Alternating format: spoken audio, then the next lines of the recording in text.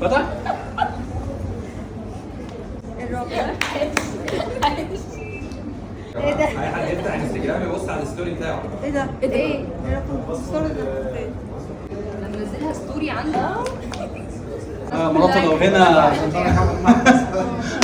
شكرا يا جماعه، وانا سعيد جدا جدا انا كنت معاكم بصراحه، مبسوط جدا وشكرا. حضرتك حد يعرف الباسورد بتاعك؟ مستحيل. حضرتك متجوز؟ مراتك تعرفه؟ لا طبعا. طيب حضرتك ايه رايك لو انا قلت لك ان انا رقم تليفونك تقدر تفتح بيه تليفوني؟ ينفع؟ ينفع يا جماعه؟ يقدر يفتح بالباسورد بتاعه تليفوني؟ مستحيل الا لو انا عارفه قبل كده او صحاب.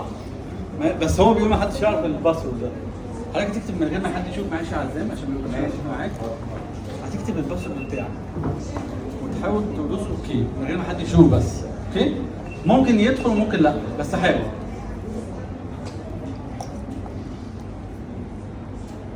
هو ما دخلش يقول لي مره واحده. ما فتحش؟ طيب انا مختار كده كده يعني 3 هيلعبوا اللعبه، ممكن ينفع مع اي حد تاني. طيب استاذه مين؟ طيب حد فيكم هيختار يكتب الباسورد بتاعه. ايوه باسورد موبايلي؟ موبايل. انت ايه؟ من غير حد يشوف بس. حسب اسراء السلبيه. اسراء السلبيه. فتح؟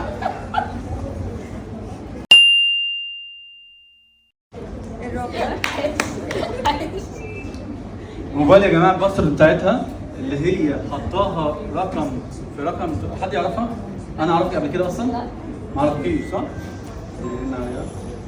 ما اعرفكيش. طب ازاي انا عرفت الرقم؟ عليكم لا مش عارفه. ازاي؟ مع ان انا اول مره تقريبا اجي في المكان ده. لا. طب حد يعرفه من صحابك مثلا؟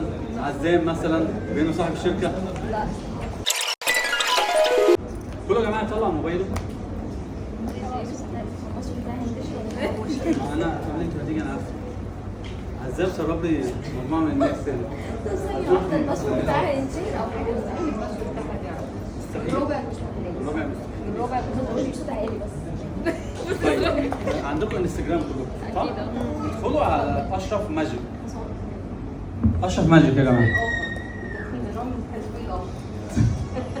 عشان هم يفتروا الحاجه تعرف ان انا كده كده. اشرف ماجيك. عزام بيدخل اهو اول واحد.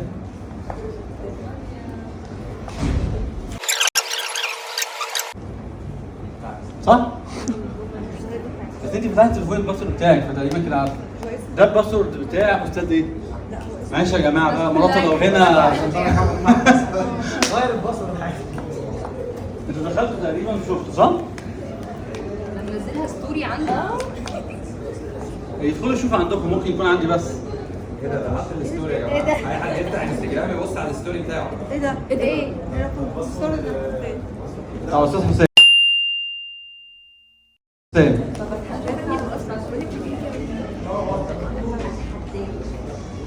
حسين لازم تغيرها. طب انا سعيد ليه ما تعرفش؟ طبعا. شكرا يا جماعه، وانا سعيد جدا جدا انا كنت معاكم بصراحه، مبسوط جدا وشكرا على